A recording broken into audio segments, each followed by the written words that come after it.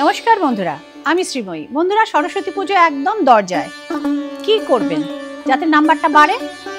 যেটা করবেন সেটা হচ্ছে সরস্বতী পুজোর দিন সকালবেলা হলুদ এবং তেল স্নানের আগে মিশিয়ে তোমরা স্নান করবে এবং মন দিয়ে বিদ্যা দেবীর আরাধনা করবে।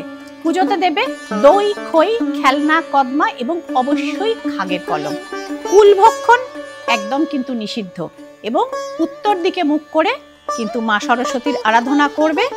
এবং আরেকটা জিনিস করবে যে খাগের কলম এবং দুধ দিয়ে কোনো একটি পাতার ওপর, সেটা আম পাতা হতে পারে, পদ্ম পাতা হতে পারে, যে কোনো পাতার ওপর ওম সরস্বত্যই নমঃ এই কথাটি অন্তত 27 বার তোমরা লিখবে এবং সেই পাতাটি মা সরস্বতীর পায়ে কিন্তু অর্পণ করবে। 3টে বছর কিন্তু এই জিনিসটা তোমরা পরপর করবে, দেখবে কেরিয়ার এবং মার্কস কিন্তু সেক্ষেত্রে কিন্তু অনেক ভালো হচ্ছে, অনেক বেটার হচ্ছে। ভালো থাকবে সকলে, আনন্দে থাকবে এবং ভালো সাফল্যে থাকবে। নমস্কার।